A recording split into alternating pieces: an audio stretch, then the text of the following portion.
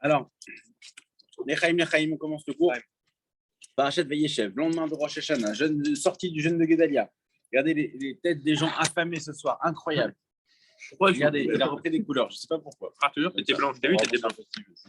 C'était comme les écritures de ton t-shirt. Voilà. Attends. Moi, je me suis mis en noir pour être discret. Dis bonjour à tout le monde. J'ai besoin de lunettes d'ailleurs, je vais faire la publicité. C'est le moment.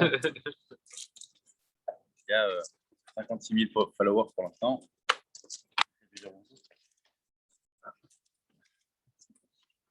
Ok, on y va. Alors c'est parti. C'est le cours ce soir, bien sûr, en se souhaitant Gmar Khatima Tova, c'est-à-dire une Gmar, c'est Gomer, Gamour, c'est une terminaison, une finalité et une signature aussi, parce que c'est en général ce qu'on appose à la fin d'un contrat. Et ça, on va dire la Khatima. La Khatima, c'est le tampon. Tova, que ce soit pour le bien, que ce soit bon, pour le. On soit bien, parce que là maintenant, ça y est, on a déjà eu le jugement. Donc on peut pas... Mais maintenant, le saut final, c'est un petit peu. Oh, il y a quand même une petite continuité. Alors, on va commencer en abordant un petit peu le sujet très, très intéressant d'une petite anecdote. Il y avait un homme, c'est à l'époque du roi David, un homme qui possédait beaucoup de pièces d'or. Et on ne dira pas le prénom, parce que sinon, ça intéresserait beaucoup de personnes. Ah. Et cet homme-là, qui avait beaucoup de pièces d'or, eh ben, il a décidé de les cacher. Parce qu'à l'époque, il n'y avait pas les coffres-forts sécurisés, sécurité et tout ça. Alors, il a dit, je vais faire quelque chose de particulier. Et je vais cacher mes pièces dans une cruche. Seulement, à l'époque, c'était des jarres, des cruches comme ça, où il y avait effectivement l'embout en haut qui était fin et le fond qui était assez large. On ouvre des bouteilles de vin comme ça. Il a fait comme ça. Et son fils, il a vu le père cacher ses pièces dedans. Le fils, tiens, j'ai envie de prendre, j'ai envie de m'acheter des bonbons. Il a mis la main dedans. Il a mis la main dedans. Ah, je ne vais plus sortir. Et il appelle sa mère. Maman, maman, qu'est-ce que tu as fait? Il dit, bah, je voulais prendre des pièces. Il dit, ok.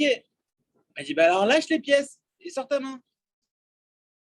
Et lui, c'est bon, j'ai acheté les pièces. Non, tu as lâché les pièces, tu peux sortir ta main. D'accord, une ou deux pièces. Regarde, c'est vrai, il avait quand même gardé une ou deux pièces dans la main. Et à la fin, il se rend compte que quand il a sorti, il a enlevé les pièces. Oh, Yantel. Yantel. J'ai pas compris, il y a du monde en bas. Oui, ça arrive. Alors, c'est ce qui. C'est-à-dire qu'il a dit, sa mère lui dit, jette toutes tes pièces, laisse le fond de la jarre, tu pourras sortir ta main. De la même manière, Dieu nous demande de faire tes chouvas, d'abandonner la faute, d'abandonner les fautes. Qu'est-ce qui se passe? Qu'est-ce qui se passe avec la main?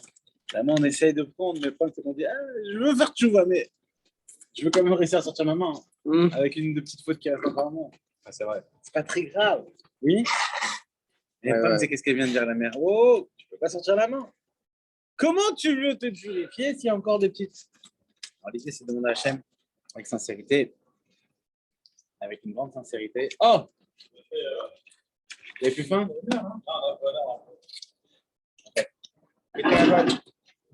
Alors, l'idée, c'est de dire, voilà, Hachem, si je veux être agréé par toi, je veux que ce Yom Kippour soit différent, eh bien, je dois complètement, la zov et achetz, abandonner la fête.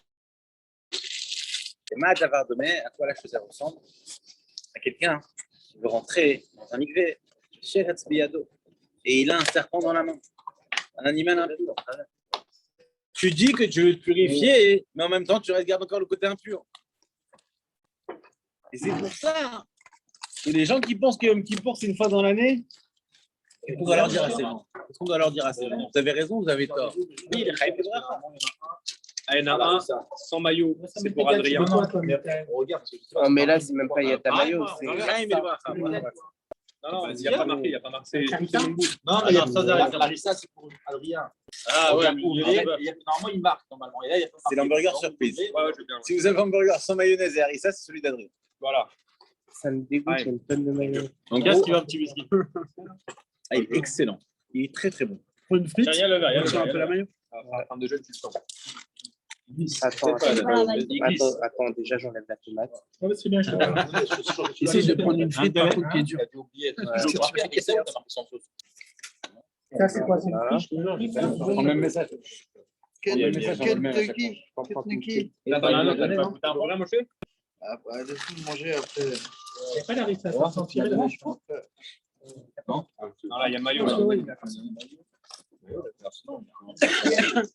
Là. Monsieur. C'est derrière, alors messieurs, on continue. Baruch Hashem, du cours de Géoula. Un fou. Alors, Razak, tu fais honneur. c'est un grand honneur. Il y a maillot. Honneur, Razak. Maintenant, on va pouvoir commencer le cours. Sylvain, il est là. Sylvain, j'ai préparé du lourd. Je vais y mettre pour le côté là. Ah, c'est bon, c'est bon. Tiens, Sylvain. Tiens, là.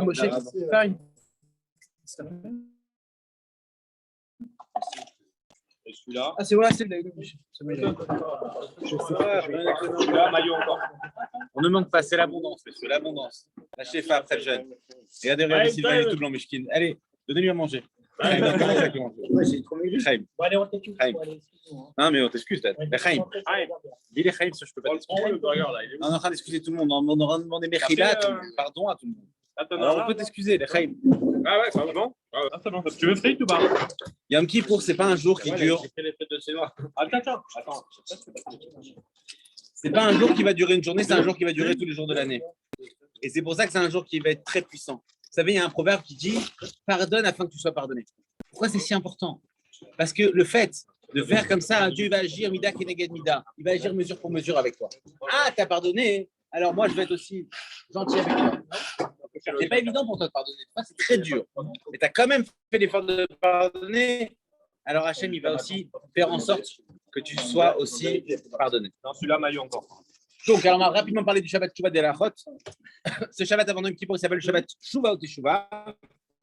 Certains ont l'habitude d'allumer une bougie qui s'appelle Ner Teshuvah, une bougie de 24 heures. Jonathan. La veille de ce Shabbat, on a l'habitude d'allumer une bougie qu'on appelle la Ner Teshuvah, la bougie de Teshuvah. C'est pas obligatoire, mais c'est une bonne chose. On dit que la veille de Yom Kippour, même 2 jours avant, on peut faire les caparottes avec les poulets ou avec de l'argent. La veille de Yom Kippour, on va rajouter la tzedaka autant que possible.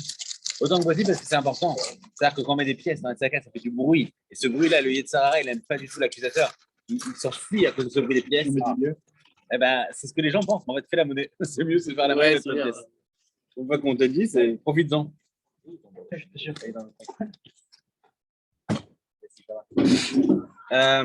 Ensuite, on va mettre, bien sûr, avec pour les beaux vêtements de fête. Certains s'habillent en blanc. On met une belle nappe quand même, même si on ne va pas manger, mais on va manger Seudat. C'est qu'elle a la Seudat avant Kippour. Et pour nous, c'est quand même un jour de fête. Donc, on met une belle nappe aussi sur la table. On nettoie la maison comme Shabbat. Avant le début de la fête, on met le talit en disant la bracha. N'oubliez, avant Kippour, on met le talit avec la bracha. N'oublie pas que pendant le dernier repas, on trempe encore le pain dans le miel. On continue à tremper le pain dans le miel et non pas dans le sel. Hein, c'est très important. Jusqu'au Shana on continue comme ça. Effectivement, tout à fait. Les femmes et les jeunes filles, elles allument en disant la bracha, les bougies de la Dik, Nerchel, Yom Kippourim, et puis Shechianu aussi. Les hommes vont allumer une bougie supplémentaire aussi à la synagogue, parce que c'est bien d'avoir une veilleuse qui ont été allumées depuis avant la fête pour allumer la bougie d'Abdallah après la fête. Attends, c'est pourquoi le taille avant? Parce qu'en fait, comme c'est une très longue journée, même s'il y a une nuit au milieu, on met le talit au début de ce fameux jour. C'est avant les 24 heures du Mans. Tu es obligé de mettre un habit resplendissant. Tu fais pas la bracha. Tu te présentes devant Dieu. Parce qu'en fait, tu pourrais penser que les prières importantes sont lorsque tu revêts le talit le lendemain matin. C'est faux. Les prières importantes, ça commence dès le début de l'année. Avec le Kol Nidré, avec Arvit, avec on est déjà dans le move. Donc c'est très important. Et c'est pour ça qu'on dit attention. On va bien séparer les choses. Mincha, en général, on fait très très tôt comme dit le veille Kippour à la synagogue. On fait très tôt. Après, on va se préparer. On va au mikvé. On fait malcoute avec la ceinture un petit peu. Il y a plein de choses. Tout le monde. On bénit ses enfants, sa famille. Pas simplement une journée où on va jeûner. C'est une journée aussi de grand rapprochement spirituel. C'est une journée où on va montrer à Dieu à quel point on est capable de pouvoir se rapprocher de lui. Donc ça, c'est l'essentiel. N'oubliez pas que pendant Yom Kippour aussi, donc les interdictions, vous les connaissez déjà. Pas ceinture de crème, ne pas aller aux toilettes pendant toutes les 24 heures de Yom Kippour. Oui, des trucs qu'on fait comme ça. Non, c'est pas vrai. Tu peux le toilette sans problème. Par contre, quand on sort des pas que le bout des doigts. Voilà, jusque-là. Parce que, enfin, pourquoi? Parce que c'est un plaisir d'aller plus loin. Et vous allez voir qu'effectivement, alors c'est un plaisir, on sent une douceur, ça rafraîchit. Après, pas dire non plus que d'avoir une bonne discussion avec quelqu'un, rigoler avec quelqu'un, c'est aussi un plaisir. Pourtant, on sent ce que la halakha a jugé comme ça. Maintenant, c'est vrai qu'au niveau des mesures hygiéniques et notamment sanitaires, on a le droit de se laver les mains un peu plus que d'habitude et bien sûr de se mettre du gel hydroalcoolique, même si ce n'est pas que les phalanges, que c'est les mains entièrement. Ça, c'est des règles qui s'appliquent spécialement pendant les années Covid, un peu compliquées. D'accord? Donc, on se souhaite, moi, Khatima Tova, ça on l'a dit tout à l'heure. Le matin, dans les bénédictions du matin, on ne va pas réciter la bénédiction Chassa Nikol Turki. D'accord? Chassa Nikol Turki. OK? Dès la sortie de Kippour, on va commencer à s'occuper de la souka. Maintenant, une fois, le Rabbi Rachab, il parlait avec son fils, il a appelé son fils à la sortie de Kippour et il a dit maintenant, j'ai besoin de parler avec toi. Il a dit, OK, le fils il est venu, sûrement il veut commencer à parler de la souka, comment on fait la souka, est-ce qu'on met des lumières LED, comment on fait la souka cette année? Le Rabbi Rachab, il a dit, viens, il faut que je te parle. Il dit quoi? Tu veux qu'on parle, on étudie la Gemara Souka, on commence tout de suite, on étudie le concept et tout ça. Et Rabbi Rachab, il a dit, non, mon fils, c'est d'autres choses que je veux te parler. Il dit, de quoi tu veux me parler maintenant? Qu'est-ce qu'il faut faire maintenant après qu'il mort? Qu'est-ce qu'il faut faire maintenant? Il dit, maintenant, on doit commencer à faire vraiment tchouva. J'ai soif. Quoi, mon essence qui faut? Comment tu peux me dire comment on commence à faire tchouva? C'est maintenant que ça commence. Ça va être rapide. Prends tout l'impact que tu as eu à Yom Kippour et amène-le dans ta vie, dans ton quotidien. Ne prends pas ça pour un jour. Vous savez, des fois, hein, les gens ils regardent une émission, un reportage, quelque chose, et ça ne va pas les changer. C'est comme si une influence sur eux. C'est vrai. Le but, c'est que c'est pourquoi on appelle ça une Torah de vie, Torah Train. Parce que ça doit avoir un impact sur ton quotidien.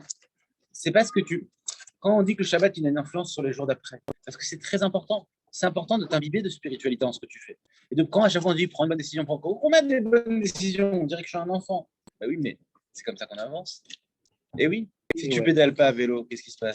Ben, tu tombes. Exact. Bravo. Ça, c'était vraiment. En plus, ce tac au tac, ça veut dire c'est. On voit les professionnels du vélo. Attends, maintenant, pourquoi tu as besoin de faire Kippour? Vu que soit tu es déjà inscrit, soit tu n'es pas inscrit. Parce que justement, Kippour nous donne une proximité particulière. L'inverse aurait été plus logique. Oui, c'est ce qu'on dit. En fait, le fait on va considérer qu'on inscrit au Hachem et qu'une fois qu'on inscrit, on a accès à un palier de niveau spirituel beaucoup plus une nouvelle lumière qui vient dans le monde. Sauf qu'à ce tel niveau de spirituel, ce que tu as sur toi, tu es obligé de les enlever. Ça ne se fait plus. Tu es monté dans la hiérarchie. Un directeur de. Alors, il y a un problème. Donc, effectivement, tu dois changer ta chemise ou mettre un coup de propre. Et c'est pour ça qu'on doit avoir un coup de propre. Mais la prise de conscience de ça, elle est plus importante que tout. Il n'y a pas de rejugement derrière. Non. Fini. Donc, en fait, le travail de Yom Kippour, pour un juif, il se décompose en deux temps. La veille, on doit regretter le passé. Le lendemain, on doit prendre des dispositions pour l'avenir. Alors, comment expliquer que ça signifie faire tchouva? Trouver dans la même situation qu'on avait fauté autrefois, tirer son axe, dans la faute, et comme on sait, En davar omed ifne atchouva, il n'y a rien qui résiste devant la teshuva. Avec la teshuva, on peut briser les portes, briser les barrières, on peut tout défoncer. Maintenant, après, on va parler un petit peu de Kippour, on va parler un petit peu de Sukkot. Parce que la semaine prochaine, jeudi soir, on sera un peu occupé avec Kippour. Donc, on va parler un petit peu de Sukkot. Sukkot, c'est aussi un moment particulier. Et on va rappeler rapidement des petites règles de halakha concernant Sukkot. Moi, je sais ce que tu es prêt. Alors, c'est pas grave, on va l'être pour toi. À l'entrée de la fête de Sukkot, les femmes et les jeunes filles vont allumer les bougies en disant la Dik Nershel Yom Tov et Shechianu, les deux bénédictions. D'accord?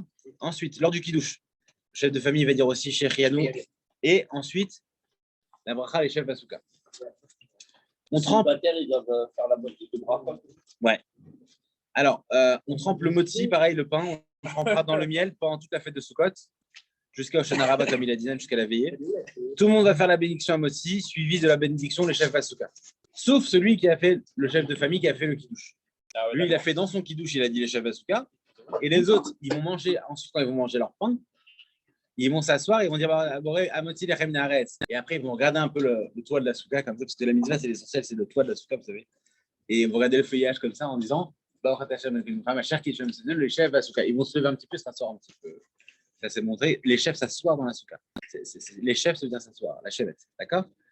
On mange dans la souka jusqu'à la veille de chez Minyat Seret. Dès dimanche matin, on prend le loulav et les autres espèces et on va faire la bénédiction dessus. C'est dès le lendemain matin de Sukkot. Première bénédiction, le premier jour le plus important en plus.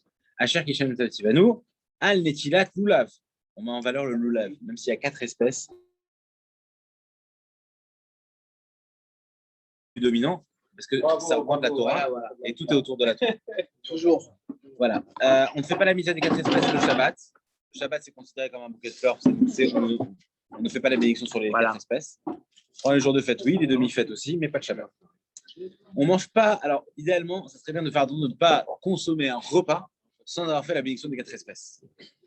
D'accord. Je parle pas d'un petit gâteau. Je parle pas d'un petit gâteau, de petits gâteaux. Non, pas pas avec Motsi. Non, pas avec Motsi. Non, idéalement, c'est mieux de faire les 4 espèces. Surtout le premier jour. Surtout le premier jour. Ouais. Tous les soirs de Sukkot, on organise ce qu'on appelle Simcha Bet HaShoeva, les danses, comme à l'époque, c'était les joies du puisage en Bet Hamikdash. Donc, on s'organise pour faire des joies. En fait, il faut être très, très joyeux. C'est marqué Vesa Marta Bechagecha Vaïta Arsamer, et tu te réjouiras dans ta fête, et tu seras très, très joyeux. Samedi soir, on va faire Avdallah comme un samedi soir normal dans la Souka. Alors, encore une fois, maintenant, on fait des lois rapides de Sukkot, mais on aura quand même peut-être un cours, si Moshe le permet, dans la Souka à Sukkot. On va voir si. Ouais, peut-être ici, ou peut-être en bas, ou peut-être en gauche, à droite, on verra. Moshe, s'il te plaît, permets-le nous. C'est quoi? Alors, c'est en gros, mercredi, là, comme Rosh Hashanah. Ça commence lundi soir. Mardi, mercredi, effectivement. Alors, à Sukkot, on mange dans la Souka pour se souvenir de quoi? Des colonnes de nuée qui nous accompagnaient et nous protégeaient dans le désert, qui nous entouraient complètement. D'autres disent que c'est parce qu'on dormait dans des cabanes dans le désert. Et en souvenir de ça, eh bien, on réside dans des Sukkot pendant 8 jours. Alors là, mais dans le désert, c'était à l'époque de Pessah, c'était à l'époque de l'été, du printemps. Pourquoi est-ce qu'on nous fait résider en plein automne? Spécialement quand c'est la saison des pluies maintenant. On nous éprouver. Donc en Israël, ça va, ils sont moins éprouvés. En fait, l'idée avec Dieu, il veut nous montrer maintenant à quel point nous, on va être un peu marqué à la différence. C'est à l'époque où les gens sortent des campings.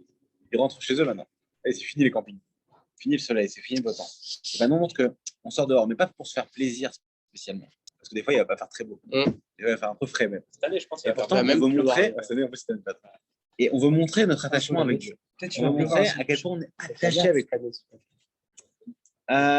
Donc les nuées, elles se retrouvent aux 4 points cardinaux, en bas, à droite, à gauche. Elles servent à protéger des animaux sauvages, des flèches des ennemis et du soleil, etc. C'est que les nuées de gloire dans le désert, elles aplanissaient aussi le sol. Elles nous servaient comme des tapis roulants, comme à la gare Montparnasse. Et ça avançait. Ça permettait d'aller dans le désert un peu plus vite. Comme ça. Et au-dessus, c'était tempéré pour la climatisation. C'était moderne, non? Et à droite, à gauche, ça nous protégeait des bêtes sauvages et des flèches. Et en plus, ça passait aussi au milieu pour repasser nos vêtements. Le rêve de nos femmes. Alors, elles servent aussi à plénir la montagne, ça on l'a dit. Tout ce qu'on fait habituellement dans notre maison, on doit le faire pendant Sukkot dans la souka. Attention, quand on dit tout ce qu'on fait, il faut savoir que la souka, elle reste un endroit très très kadosh, très sain, et c'est pas pour autant qu'on va installer des toilettes dans la souka. Ah ouais. D'accord? Ou on va pas avoir une attitude, un comportement. Même dormir dedans, c'est pas. Alors, dormir dedans, la vérité, ça dépend dans quel endroit. Une souka communautaire, dormir avec sa femme, c'est pas très évident. Non, mais on taper une sieste. Ah oui, tu peux dormir en souka, c'est mitzvah. Ah, c'est mitzvah. Pas de problème. Après, une fois, il faut savoir se surveiller quand on dort. Ouais, bien sûr. Tu sais que tu dors et que tu travailles comme ça, c'est pas super idéal. Mais bon, encore une fois, il faut essayer de faire un maximum de choses dans la souka. Les 4 espèces, ça reprend les 4 sortes de personnes. Pour pouvoir étudier la Torah. Oui. Oui. Et tu veux étudier la Torah, mais tu fais une sieste. C'est magnifique. C'est magnifique. Je t'en endormis dans les sens. Donc, les 4 espèces, pour expliquer rapidement ce qu'on va faire à Sukkot. Les 4 espèces, ça reprend donc les 4 sortes de personnes qui reprennent les 4 catégories du peuple juif. Le hétrog, le cédra, lui, il a un bon goût, il a une bonne odeur. Ça reprend, donc ça c'est le citron comme ça, là. C'est pas un citron, attention. Ça reprend le juif qui étudie la Torah et qui accomplit les mitzvot. Le loulav, lui, c'est le cœur du dattier. La date a un bon goût, mais il n'a pas d'odeur. Ça reprend le juif qui étudie la Torah, mais il n'accomplit pas les mitzvot. L'odeur, c'est les mitzvot. Les hadassim, les feuilles de myrte, elles ont une bonne odeur, mais elles n'ont pas de goût. Et ça reprend le juif qui fait des mitzvot, mais il n'étudie pas la Torah. Celui qui te dit « Ah non, mais moi, Hachem, je n'étudie pas la Torah, moi, Hachem, c'est le cœur. Il est là, Dieu, il est là. Et je fais du bien. Je fais du bien à mon prochain. » D'accord? Et ensuite, il y a la haravot, les feuilles de seul pleureur. Et là, par contre, les quoi pleurer, il n'y a pas de goût, il n'y a pas d'odeur. Ça prend le juif ni il étudie, ni il pratique les mitzvot. L'étude est représentée par le goût. Parce que seul celui qui étudie en tire profit. De même, seul celui qui mange apprécie le bon goût. Je peux avoir un bon gâteau sur la table. Finalement, si je suis seul à en manger, le seul qui va vraiment kiffer, c'est pas de ceux qui l'auront vu, c'est celui qui aura goûté. La fin de...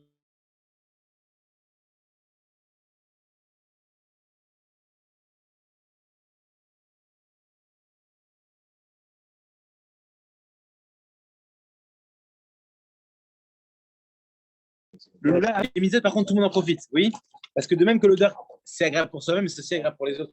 Donc, il ne faut pas abuser sur l'odeur, mais bon. Le lave, par contre, ça reprend un petit peu aussi la colonne vertébrale. Beaucoup en Kabbalah, quand ça s'explique la colonne vertébrale de l'homme. Le hétroc, c'est le cœur. Les hadassim, c'est les yeux. Parce que vous allez voir ces petites formes comme ça, les yeux. Bon, sauf chez Adrien. Ouais. Et la ravotte, c'est la bouche. Une réaction. Comme les. Il a pas. Adrien fait la ravotte. La ravotte, c'est la bouche. La bouche. Voilà, un peu, c'est les feuilles longues, un peu comme ça. D'ailleurs, ces feuilles, une forme de bouche. Alors, s'il manque qu'une seule espèce, Dan, qu'est-ce qui va se passer? C'est le drame. C'est le drame, on ne peut pas accomplir la mitzvah. C'est vrai ou pas? 10 étrogim ne peuvent pas remplacer une arava. Non. Chaque juif est indispensable. Chaque espèce est merveilleuse. L'arava, en même temps, on dit que c'est la moins importante parmi les 4 espèces. En même temps, elle qui apporte la douceur et la bénédiction toute l'année. On sait que le mot arava en hébreu, on dit qu'il faut faire attention à chacune des espèces, même. Et oui, il faut prendre ça. On continuera sur les lois de Sukkot, si Dieu pendant la fête de Sukkot, parce qu'après, c'est les lois qui concernent la Sukkot. De manière générale, ouais. Et là, c'est le cas. Ouais. Ils sont pas très Tout est. Non, c'est pas très bon. Ok, ça va prendre notre explication. Je pense qu'il y a une autre, qui change. Alors, va.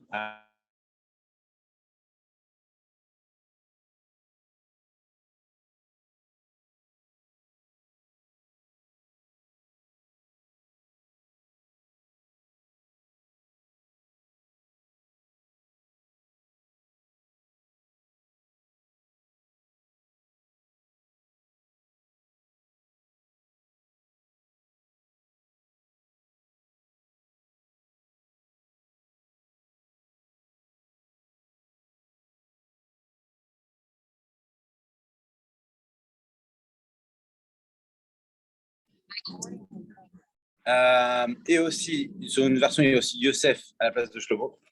Et les maîtres de la Chassidut aussi qui sont présents en même temps. Et cet invité chassidique, c'est le Baal Shem Tov, le Mourazaken, le Mohamed Saïd, le Tzemar Tzedek, le Rabbi Maharash, le Rabbi Rachab, le Rabbi Yosef Yitzhak. Et moi, j'ai aussi que le Rabbi, ça reprend Simchat Torah. Bonne histoire là-dessus. En tout cas, on a expliqué un petit peu la halakha. Ce qu'il faut savoir de manière très, très importante, c'est que imaginez-vous un petit peu comment on prépare la fête de Kippour. La fête de Kippour, ça ne se prépare pas simplement. Hein, Jonathan? Vous savez que les gens qui s'occupent de la synagogue, les gens du comité, les Gabaïm, eh bien, ils mettent des semaines et des semaines à préparer Kippour. Vous préparez tout comme il faut. Toi, par exemple, tu manges 3, 4, voire 6 repas avant Kippour. Ah ouais, même 7. Mais ce n'est pas des gros repas, Dan. Des repas, on dit 2 gâteaux. 2 gâteaux. Ouais, exactement, avec un petit verre d'oasis ou un petit verre de thé, c'est bon. Hein. C'est un repas. Il faut toujours boire la veille pour le lendemain. Ouais. On te dit tout ce que tu vas boire la veille pour le lendemain. Exactement. D'accord. Manger comme 6 fois. C'est des combines de jeunes. Ah, jeune est rentré. Jeune a rejoint. Jeune a rejoint. Ah non, c'est pas moi. Ah, c'est un autre qui m'a volé.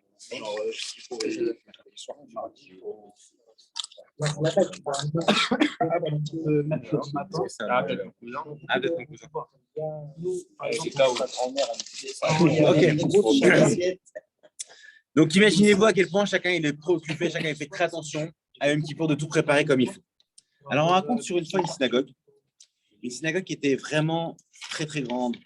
Il fallait faire préparer beaucoup de choses pour le jour de Yom Kippour.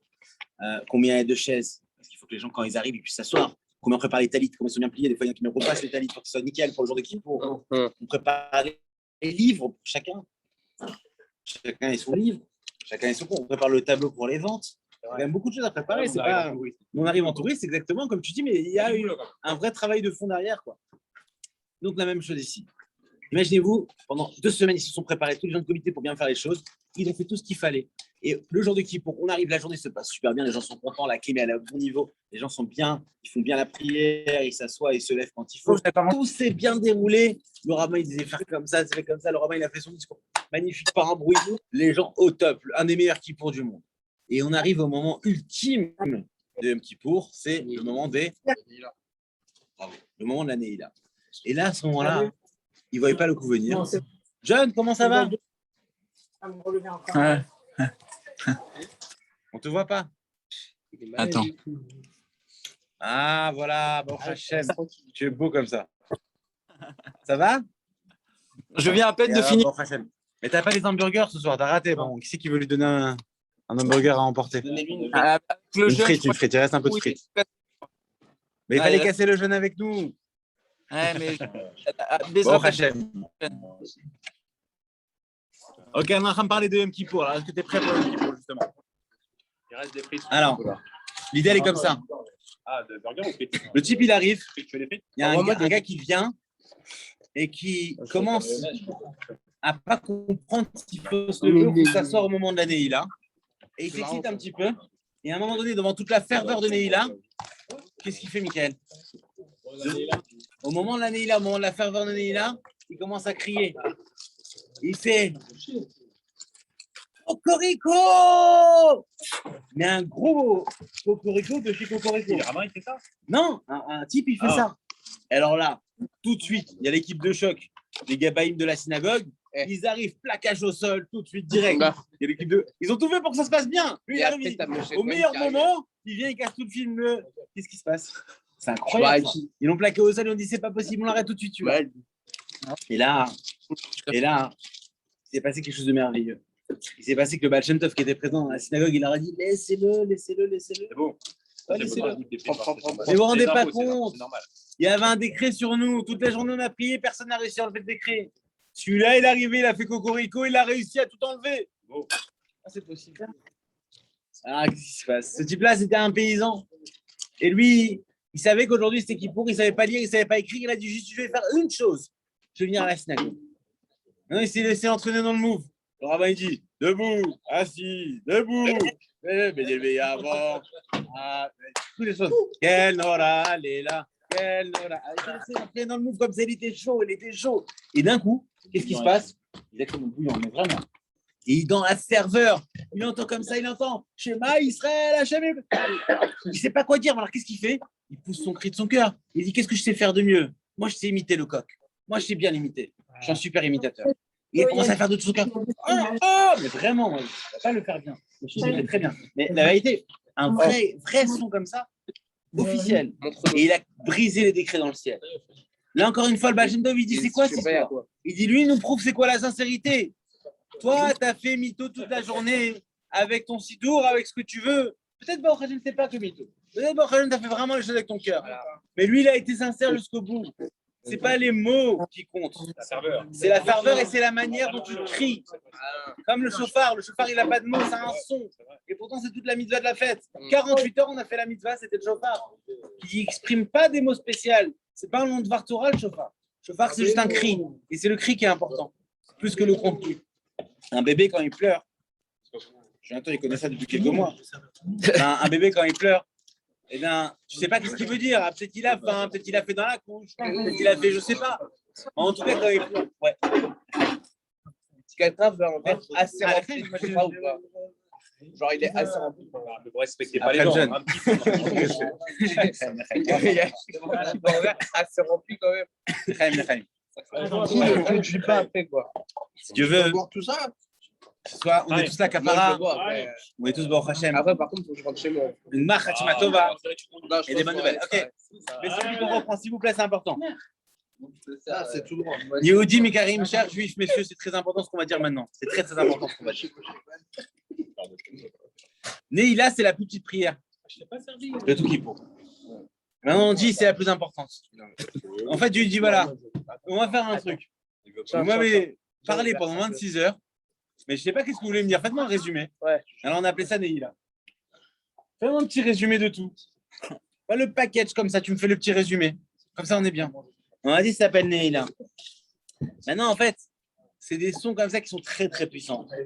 Maintenant, Là, on se rend compte qu'on a fait avec Hachem 40 jours de slichot. Voilà. On a fait Rosh Hashanah, on a fait 10 jours de tchouva. On s'est pris la tête, on a fait les caparotes, des tachlis, Rékou, compagnie, on a fait tout ce qu'il fallait faire. Et maintenant, Dieu lui dit, faites-moi un résumé de ce qu'il faut finir. Alors, Neila, c'est le meilleur mot de la meilleure réponse. Et Moshe, c'est pas tout, Dieu lui dit encore mieux que ça. Vous savez, mes enfants, même Neila, j'ai besoin encore d'un résumé de Neila. Tu vas comprendre ça encore plus. Qu'est-ce qui reste? Messieurs, Benjamin, c'est quoi le résumé de Neila? Dieu lui dit, vas-y, tu me dis qu'une phrase. Je veux une ligne. Je veux même pas de ligne, tu me donnes qu'une ligne. Allez, une ligne, je veux plus Neila maintenant. Je veux qu'une ligne. En une ligne, tu peux tout me résumer. Et là, vous savez ce que le juif fait? Il dit à Hachem en criant de tout son cœur, Shema Israël, Hachem Elokeinu, Hachem Echad. Baruch, Shem, Kevod, Malchuto, Lolam Vadavot. Parce que Kippour, on est comme des anges. On peut dire Avot. Et après, on dit Adoshem wa Elokim, Adoshem wa Elokim. Qui a dit Adoshem wa Elokim en premier? Le prophète Élie, quand il était sur le mont Carmel. Tu connais cette histoire, Jonathan? Le prophète Élie, il était sur le Hara Carmel. Et là-bas, c'était une époque terrible pour le peuple juif. Tout le monde faisait idolâtrie. Tout le monde avait lâché Torah Mitzvot. Et il devait faire en fait un Yes Man Challenge. Il devait faire un Yes Man Challenge de savoir c'est qui allait faire le plus beau sacrifice. Et alors les 400 prophètes du Baal, de la Vodazora, de l'idolâtrie, ils ont dit nous on va faire. Et ils ont essayé comme ça de faire. Ils ont dit voilà, nos divinités vont allumer ce sacrifice, cette offrande qu'on a fait. Finalement, on voit une petite flamme. Et ils ont vu quoi? Qu'en fait, il y avait un prophète qui s'était caché en dessous, qui avait allumé discrètement. Ils disent, c'est de la triche, pas comme ça. Élie, il a dit, regardez, moi, je vais vous montrer comment Dieu, il est avec nous. Il est avec ceux qui croient en lui, en un Dieu unique, et pas avec tous les idolâtres. Qu'est-ce qu'il a fait? Il a même pris de l'eau, et il a mouillé tout son sacrifice. Vous avez essayé d'allumer déjà quelque chose de mouillé? Encore pire. Et là, il a prié Hachem, il a dit, maintenant, c'est le moment de te faire connaître, c'est le moment de te faire savoir. S'il te plaît, Hachem, exauce ma prière, pour que le monde entier y voie ta grandeur et tout le monde fasse teshuva. Et là, le peuple juif était là comme des supporters comme ça. Ils étaient tous en train de regarder. Il y a qui faisait. La majorité, ils disaient Baal, Baal. L'autre majorité des supporters, ils disaient mais si, mais. Il est déjà Mashiach. Et l'autre majorité, ils disaient Eli. Et très peu, il y avait 2-3. Parmi les milliers de personnes qui étaient là. Alors, qu'est-ce qui s'est passé?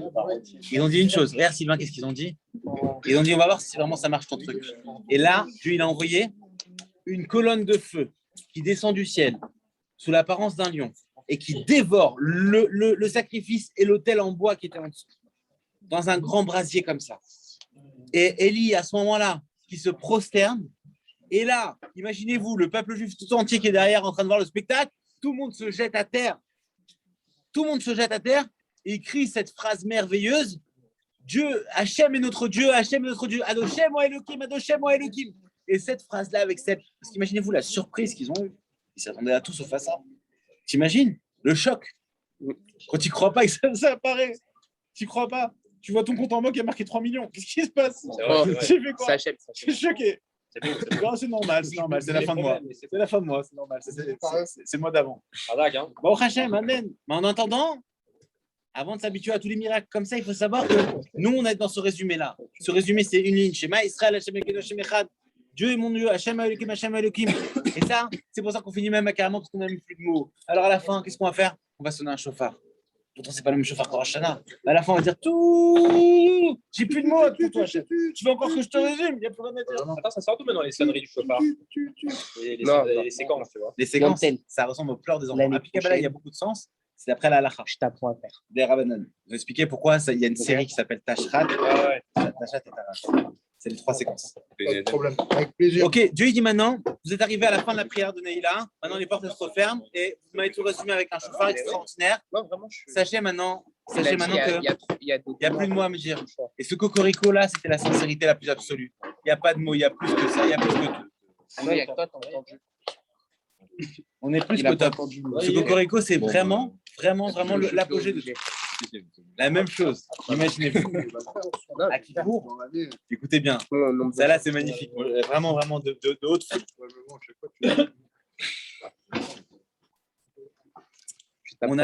On va faire à Kippour la prière de Moussaf. Dans le Moussaf, on va toute la avoda du Kohen Gadol. La tartine qu'on doit lire pendant 10 pages, ça c'est très long. Très long. Et à un moment donné, vous allez voir à la fin, vous savez comment c'est marqué à la fin? C'est marqué, la halakha elle est comme ça. C'est marqué à la fin du Seder Avoda, à la fin de la Avoda du Kohen, c'est marqué Vayum Elavimoto Ad Beto, Vayom Tov Aya Ose a Kohen, Bekodesh Kodashim. Non, Vayom Tov Ose Lo Avav Betseto Beshalom Min HaKodesh. On lui dit, une fois que le Kohen il a fini sa Avoda, il a été Neila, il a fait la totale, maintenant on le ramène à la maison. Attention comment c'était beau à Jérusalem à l'époque. Regardez comment c'était beau. Il sortait du Beth Amikdash, il était sauvé, ils avaient Il y a eu un Cohen qui a été sauvé dans toute l'histoire. Qui est rentré. Ils sont tous morts. N'importe quoi. C'était pendant il y a une certaine époque, il y a 70 Kohanim qui sont morts, mais ça n'a rien à voir. C'était pendant l'époque où il y avait beaucoup d'Azara. Mais il y a des Kohanim qui sont restés des années sur ouais, il y en a un, il est resté longtemps. Après, il est parti. Il a dit j'en ai marre. Ouais, c'est lié à Cohen. Il s'est arraché, il a dit, mais après, à 90 ans, il a quitté le droit. C'est derrière, regardez bien l'histoire.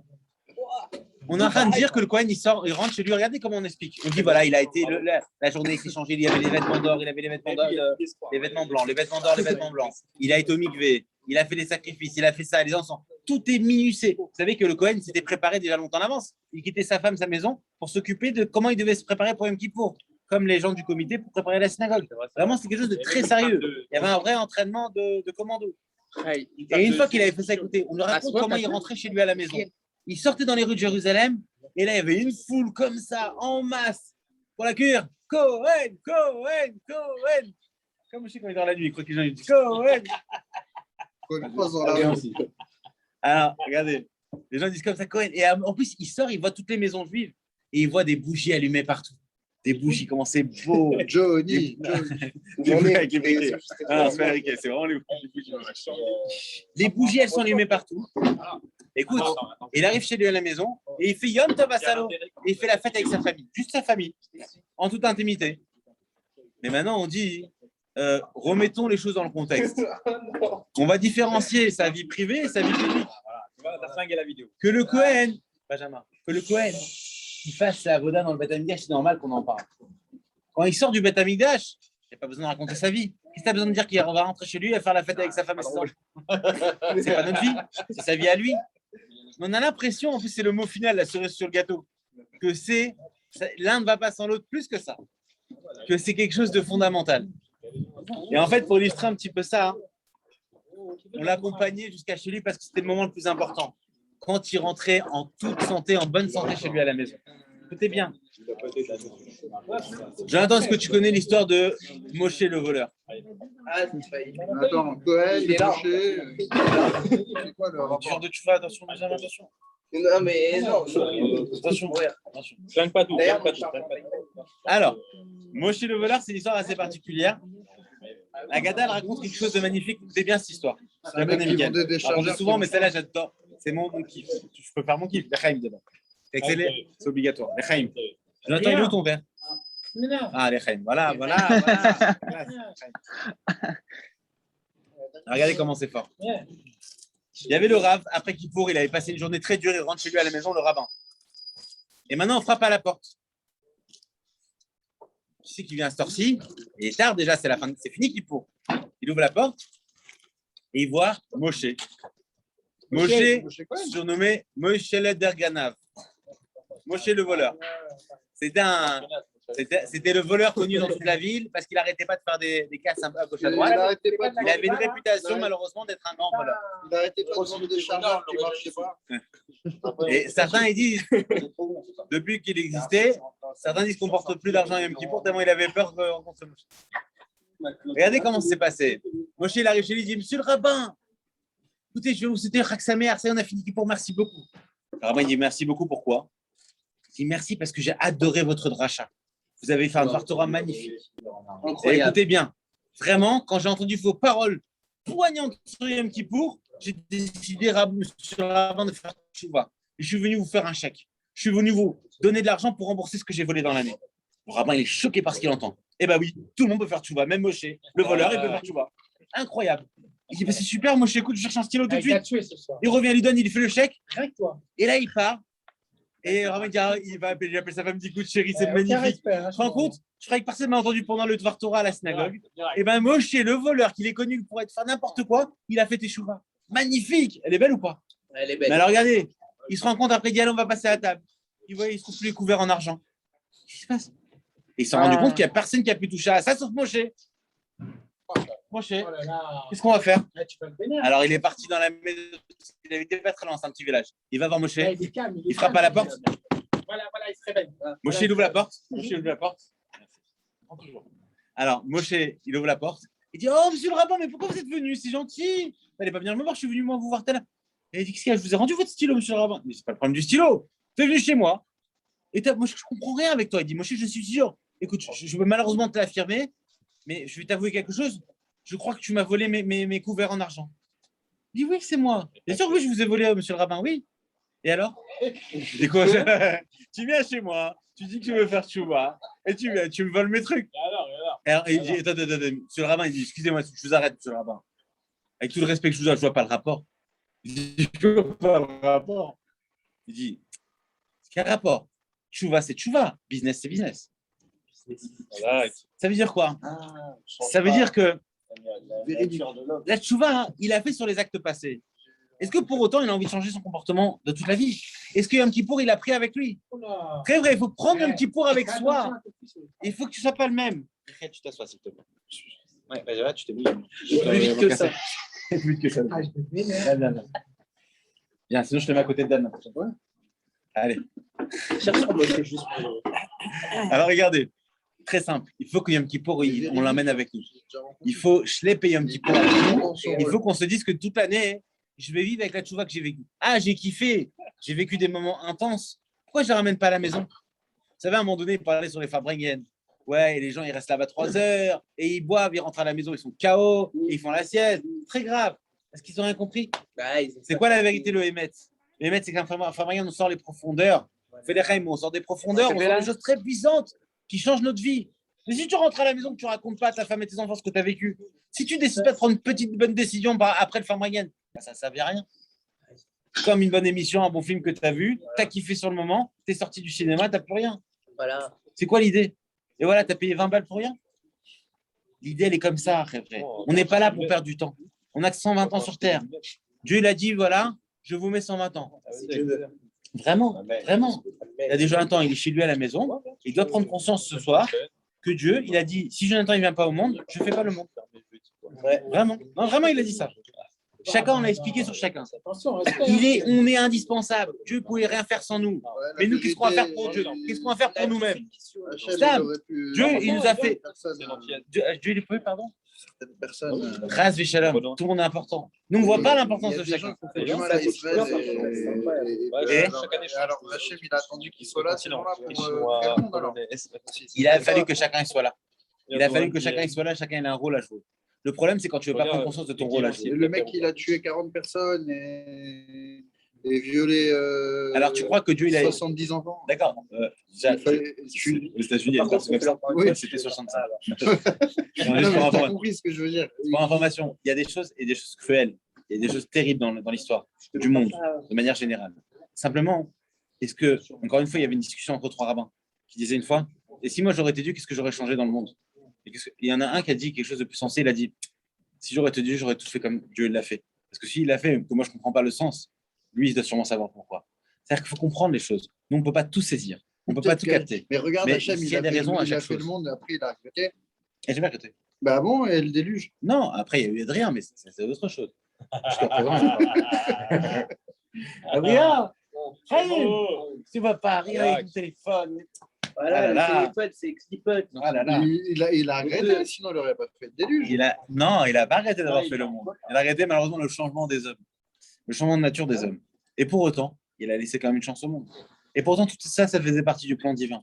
Quel Nora Alila, on va dire à Yom Kippour. Nora Alila, le Ben Adam. Dieu, il a fait un terrible complot. C'est le complot de Dieu, le plan de Dieu, les Chaim. Moi, je pense que des fois, tu peux créer quelque chose comme Frankenstein et regretter de l'avoir créé. Frankenstein ou Einstein? Frankenstein, c'est un Ashkenaz déjà. Ah, c'est ça. Non, Frankenstein. Bien sûr, parce qu'Einstein, il a regretté d'avoir fabriqué la bombe atomique. Sans déconner, il m'en a parlé. Il m'en a parlé la dernière fois. Je ne sais pas s'il a arrêté la bombe atomique, mais en tout cas, l'énergie atomique, elle est pas regrettable. Il a raison. C'était pas du tout prévu pour ça. C'est après qu'il a découvert.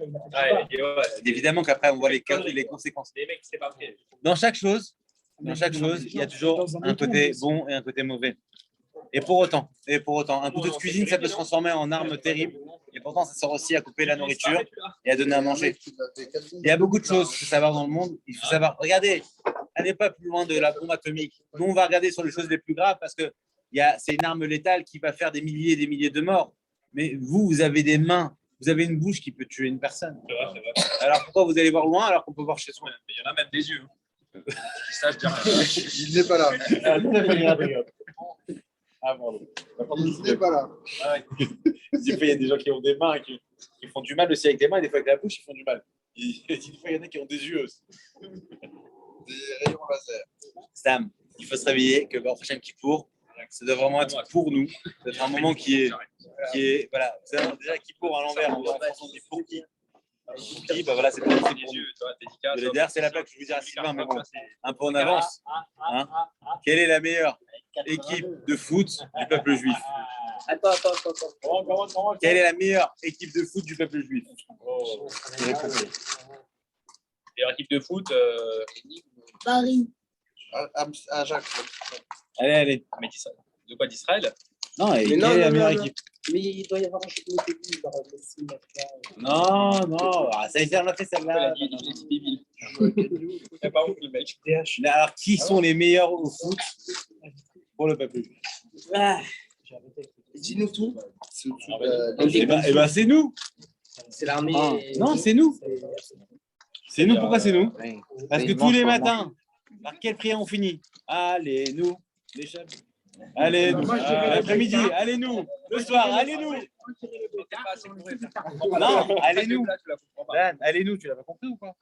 Allez, nous. Allez-nous, genre, allez. Ouais. Celle-là, j'ai trouvé tout seul. Faut galérer les chaim, les chaim. Là, j'allais faire beaucoup de chaim pour l'instant. Moi, j'attends la plaque de Sylvain. Ouais, bon, ouais, c'est sur la fin. Messieurs, on va faire un petit changement ce soir. On a le quiz d'habitude. Mais cette fois-ci, je ne voudrais pas oublier la cerise du gâteau. Notre ami Sylvain fait déplacement depuis Manchester. Non. Ah, pourquoi tu cogites? Bon, alors ce soir, c'est un quiz assez particulier. Parce que je vais vous expliquer en fait ce qui s'est passé. Il y a un petit. En fait, ce soir, on a changé le concept. Ce soir, ça va être, attention, Attention, il s'est mis debout. du Yes Man Challenge quiz. Ça va être question-réponse. On va poser des questions au hasard. Chacun de vous peut poser des questions du quiz.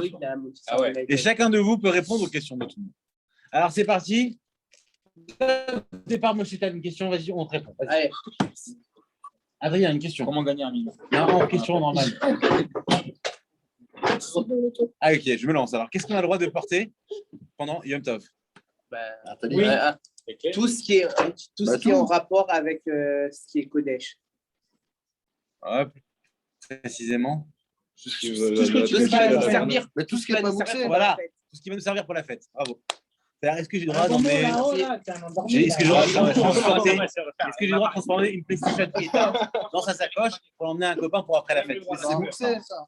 Parce que j'ai pas, on va dire dans deux sacoches maintenant, mais j'ai raison, je n'avais pas d'utilité. Après, tu peux te servir. Alors on y va. Un ballon. Maintenant, je passe mon tour. Steve, petite question pour tout le monde. Pourquoi il y en a? Attends, on va tourner parce que C'est Luc. Pourquoi pour le Kaddish, il y en a qui se mettent debout pour répondre et d'autres qui restent assis? J'ai coutume. J'ai les Ashkénazes qui se mettent debout. Exactement, c'est la coutume du Kaddish. Que les Ashkénazim se mettent debout pour le Kaddish, alors que pour le monde séfarade et le Minag aussi Chassidim, on ne se met pas debout, même s'il y a certains qui se mettent debout quand même, parce qu'on considère que c'est l'équivalent de toute la Torah. Le fait de se mettre debout, c'est pour faire une différence des fois entre certaines prières, plus importantes que d'autres. Ça dépend des décisionnaires. L'avis du Rama, du grand décisionnaire Ashkénaz, eh bien, c'était de se mettre debout pendant les prières comme le Kaddish. D'autres vont faire aussi se mettre debout. Le Rabbi parmi l'habitude de se mettre debout pendant la lecture de la Torah. Tu verras. Moi, j'ai une question, moi. J'ai une question. Pourquoi tu prends Ouais, le paquet bon. Ok, messieurs.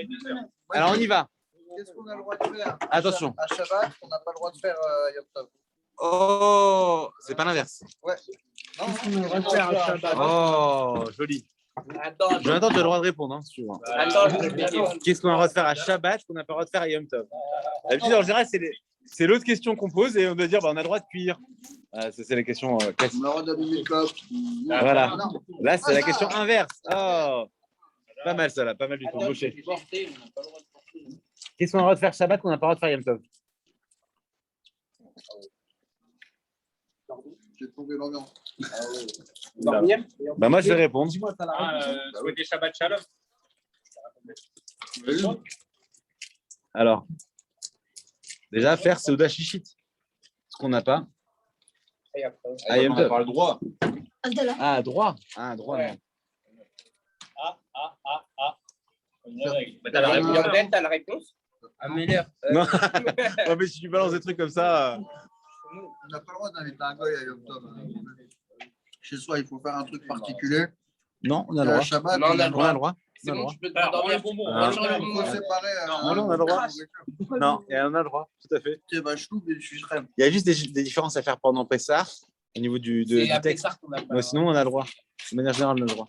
On va dire du niveau de la prière de Pessah parce qu'il y aura des différences par rapport à la prononciation que chacun des convives ne va pas répondre. Voilà, de nos ancêtres, quand ce n'est pas le cas de nos ancêtres. Mais, il y a Mais écrit, sinon, c'est vachou, mais je suis frère. Oui, mais c'était Minatora. Mais après, des Rabbanan, c'est pas le Mais type qui a après, changé. je sais qu'il fallait séparer la. Non, on n'a pas séparé la nourriture. Bon, mais en tout cas, c'était bien tenté. On peut le féliciter. Mais un tonnerre d'applaudissements pour notre ami Antel, qui nous a fait bien travailler les méninges. Maintenant, nous avons la chance ce soir d'avoir quelqu'un qui est interprendre. Et j'ai nommé notre ami Danatia, ici présent. Alors, Danatia, il va nous surprendre avec une question particulière.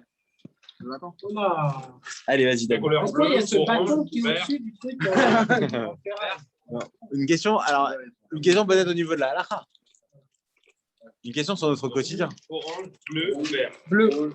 Ah, c'est dur, hein, le quiz. Hein. Pourquoi on n'a pas le droit de marcher dans la neige? Shabbat. Ça va, tu veux dire. Shabbat, parce que ça fait des traces. Ça Dans- fait des dans- traces dans le sable, alors. et que du coup, c'est considéré comme un dessin. Ouais. Mais sauf que maintenant, on peut. Il y a des fois, on est obligé pour aller à l'esclatoc. Voilà. Exactement. Alors, Merci, je en fin de compte, c'est pas une question de faire des traces seulement. Effectivement, on a le droit de marcher dans la neige. Si il n'y a pas le choix que de passer par là. Si tu as un chemin à côté où il n'y a pas de neige, tu as un chemin où tu as de la neige, tu vas préférer le chemin de. Mais en fait, c'est pas une question de dessin, Benjamin.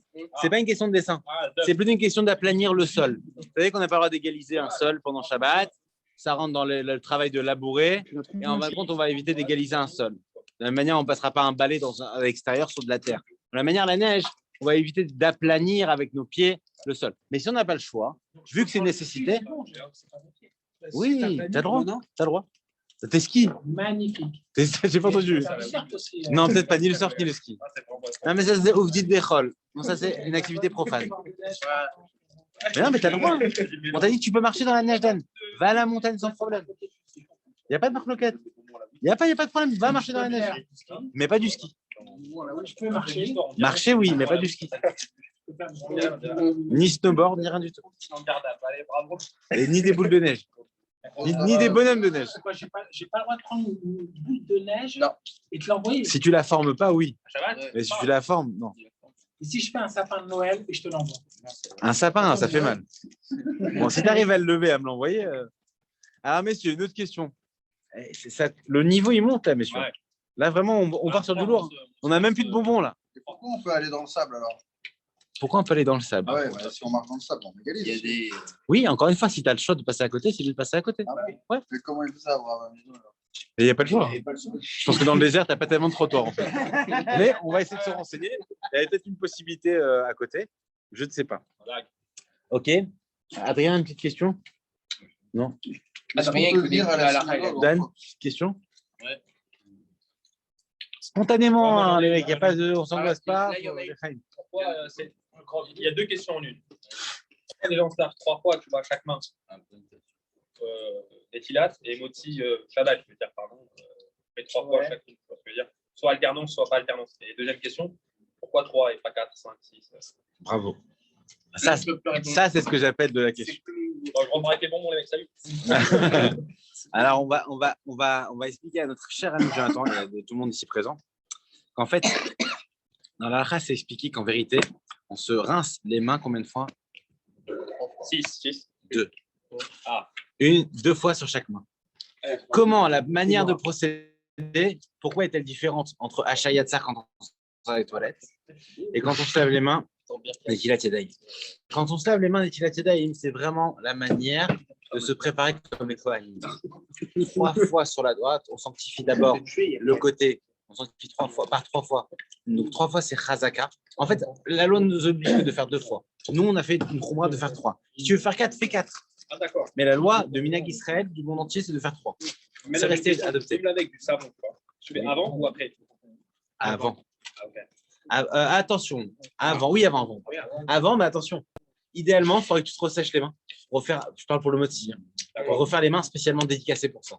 C'est-à-dire que tu vois qu'il n'y a pas d'autre utilité.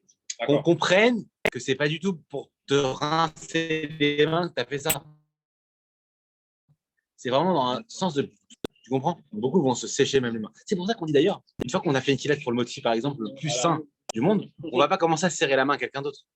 On ne touche pas les personnes. C'est Puis, bon, les vêtements, c'est pas très grave. Mais maintenant, de manière générale, on ne va pas commencer à mettre la table quand on s'est lavé les mains. En général, on fait ça avant ou après. Mais pas quand c'est lavé les mains, on reste avec les mains comme ça. On peut faire le Hachayatsa et après faire le une fois. Moi, je me rappelle quand j'étais à l'époque, Les 2 bras. j'étais surveillant à l'école. Pas si veut faire, on surveillait les enfants. Ils ont bien fait une tilette avant de passer à table. Sinon, je prenais les mains des enfants, je fais attends, t'as bien fait une tilette, montre. Et beaucoup, les enfants, ils font les mythos. Genre, j'avais un, je ne suis pas lavé les mains. Et toi, tu vois en fait dans le creux des mains si c'est encore mouillé. C'était la technique. Et on m'a dit, mais attends, tu peux pas faire ça. Oui, ben, quand tu touches les mains, après, ils doivent se faire normal. Oh, galère. Ok, d'accord, je t'ai dit, ok. On va trouver nos systèmes. Mais bon, dans l'absolu, il faut comprendre que là, des fois, la halakha, c'est pas on connaît tout de suite. Donc, quand j'ai commencé à faire tchouva, je mettais les fines à des gens que même ils avaient des fois des personnes âgées, ils avaient même des couches sur eux, ils avaient fait sur eux. Bon, je ne savais pas que c'était interdit de leur faire la bénédiction. Ce qu'il aime, c'est de faire avec le cœur, faire avec les sentiments. Et alors, les gens, on ne peut pas savoir. Si, on peut apprendre, mais on apprend au fur et à mesure. Mais il ne faut pas attendre de tout apprendre pour mettre en pratique. C'est ça l'idée. Ok. Tu as bien une autre question? Pourquoi c'est alternance ou alors la même main? Parce que Quand tu fais le matin, ils Pour bien différencier, en fait, quand tu enlèves l'impureté des mains le matin, purifier la main droite, juste après purifier la main gauche. Si ce n'est pas suffisant, tu vas faire la main droite. C'est une question de purification progressive. La sainteté d'une étilate pour le motzi, c'est que tu le fais, mais pour une action qui va venir juste après. Tu ne te laves pas les mains avec des le midi, par exemple, ou le vendredi soir, pour carte, ou pour boire une bière. Tu le fais en vue de tenir le pain dans les mains. Et pour montrer le caractère sacré du pain, tu vas sanctifier 3 fois d'abord le chesed et 3 fois la gvoura. Il y a beaucoup d'autres significations. Tu fais droite et après gauche. Ouais, en général, toujours pas. Tu verses sur la droite et ensuite la gauche. Maintenant, ça dépend quand c'est pour le manger du midi. Donc, c'est 3, 1, 2, 3, 1, 2, 3. Et quand c'est pour sortir de la toilette, d'ailleurs, on n'a même pas besoin forcément d'un bro pour sortir de la toilette. Sauf une tilette du matin, on sait mieux de faire un bro. Ah, mais tu laisses couler l'eau dans ce cas-là. Non, il faut faire Koach Adam. Exactement. Okay. Koach Enosh, il faut que la personne, elle lève, elle baisse. Elle lève, elle baisse. OK. Autre question ou on passe on utilise un kéli. Comment ça? Pour faire un étilage. Alors, comment on utilise le kéli? Non, pas comment. Pourquoi on prend un kéli? Un bro avec une quantité d'eau suffisante. Un verre pourrait suffire, mais comme on a peur que la quantité ne soit pas suffisante, et on va utiliser un ustensile qui est facile à attraper. Le kéli n'a pas de valeur spirituelle.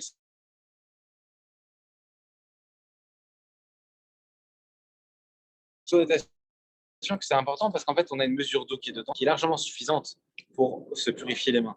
Alors, beaucoup disent que je remplis une fois et ça ne fait qu'une seule main. Non, un kéli, normalement, la quantité d'eau est prévue pour asperger, vraiment faire les 6 fois.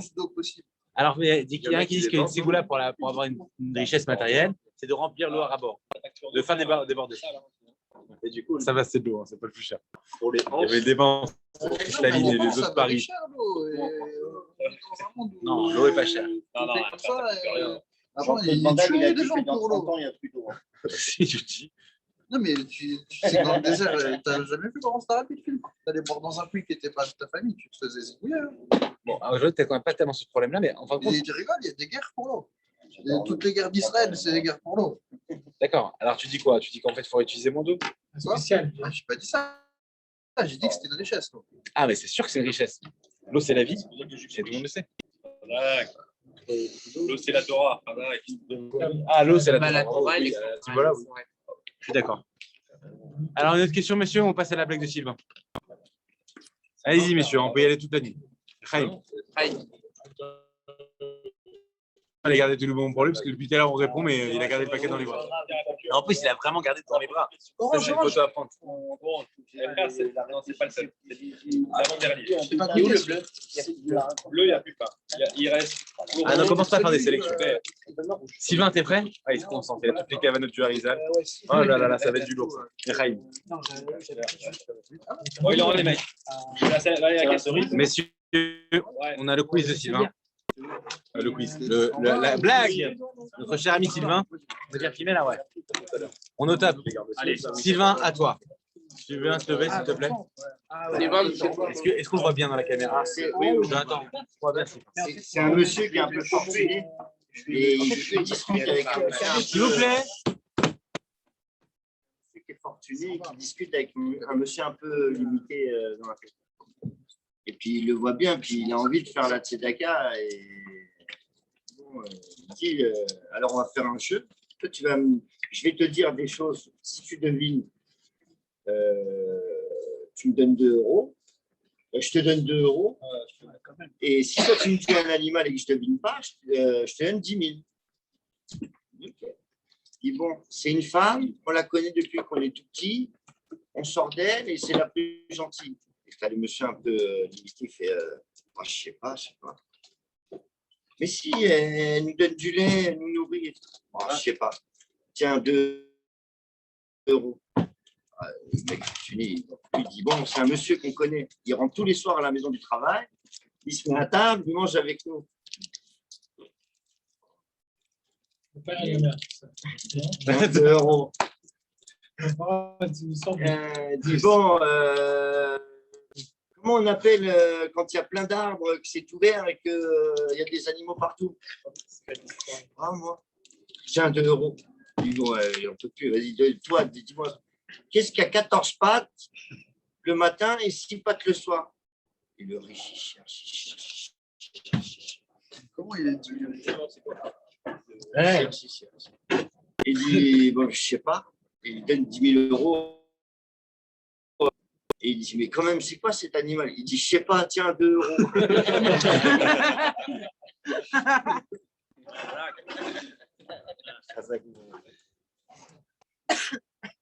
Non, à ce point-là. C'est Dan qui va raconter. Bon, il faut maintenant les enfants spirituels de Sylvain. Allez, messieurs. Ah, il n'y a pas Adam cette semaine. Mais il m'a dit qu'il venait en plus. Bon, c'est lui qui fera 2 blagues la semaine prochaine.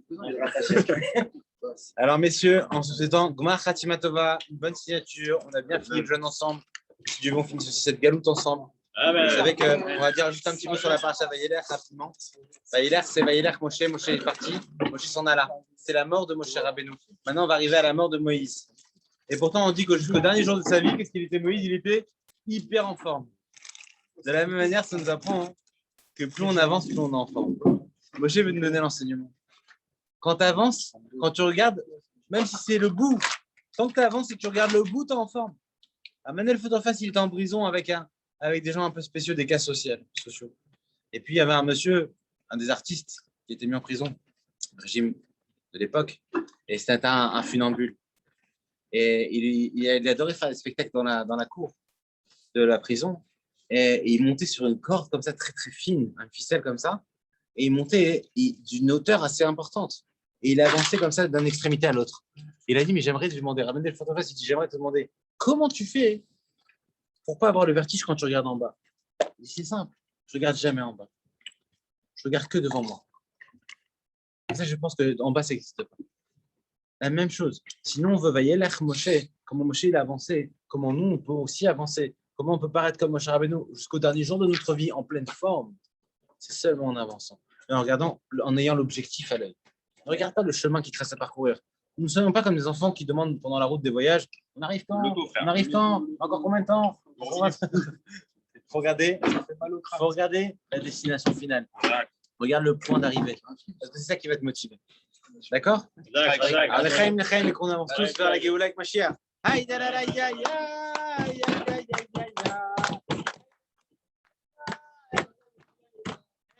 aïe, aïe, aïe, aïe, aïe, aïe, aïe, aïe, aïe,